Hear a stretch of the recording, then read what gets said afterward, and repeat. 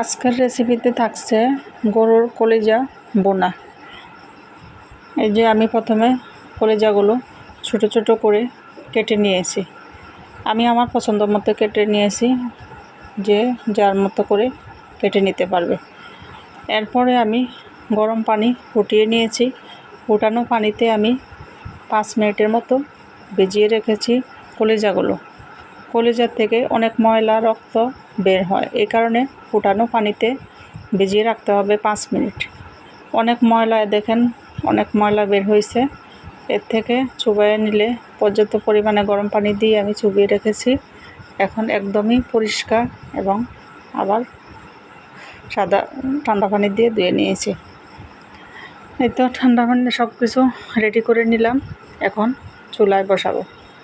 প্রথমে আমি ফ্রাই প্যানে তেল দিয়ে দারচিনি, এলাচ, তেজপাতা দিয়ে দিয়েছি। পেঁয়াজ দিয়েছি 1 কাপ। পেঁয়াজগুলো হালকা বাদামি হয়ে আসলে সব মশলা অ্যাড করব।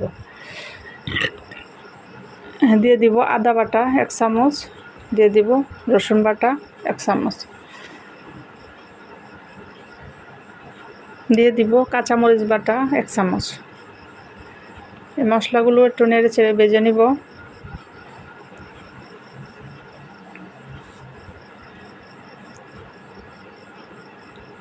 দিয়ে দিব লাল মরিচের গুঁড়া 1 চামচ, হলুদের গুঁড়া 1 চামচ, আর দিয়ে দিব গরম মশলার গুঁড়া 1/2 চামচ, ধনিয়ার গুঁড়া 1 চামচ, লবণ স্বাদ মতো, পরিমাণ বুঝে লবণ দিতে হবে।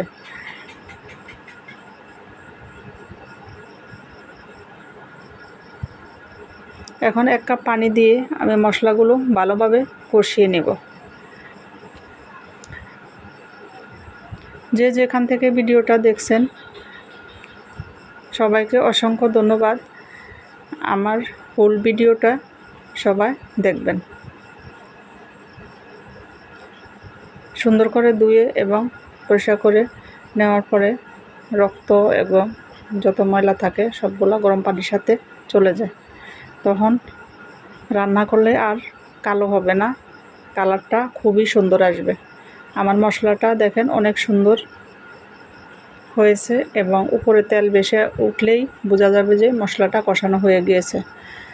এই তো এখন কলিজাগুলো দিয়ে আমি ভালোভাবে নেড়ে চেড়ে মিশিয়ে ঢাকনা দিয়ে ঢেকে রাখবো। চুলার আঁচ মিডিয়াম টু লোতে রেখে কিছুক্ষণ পর পর নেড়ে চেড়ে দিতে হবে। এখন পর্যন্ত আমার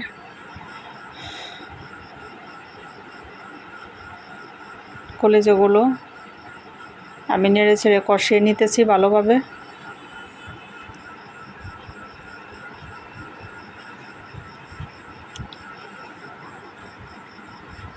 এখন আমি সিদ্ধ হওয়ার জন্য 1 কাপ পানি দিয়ে দিয়েছি। এখন চুলার আঁচ একটু বাড়িয়ে আরও জাল দিতে হবে 10 মিনিটের মতো। কিছুক্ষণ পর পর নেড়ে ছেড়ে দিব যাতে করে হাঁড়িতে লেগে না যায়।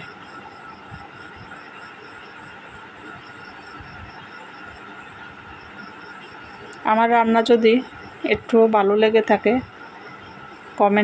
কমেন্টে জানাবেন। খারাপ লাগলেও জানাবেন, ভুল ত্রুটি হলেও জানাবেন।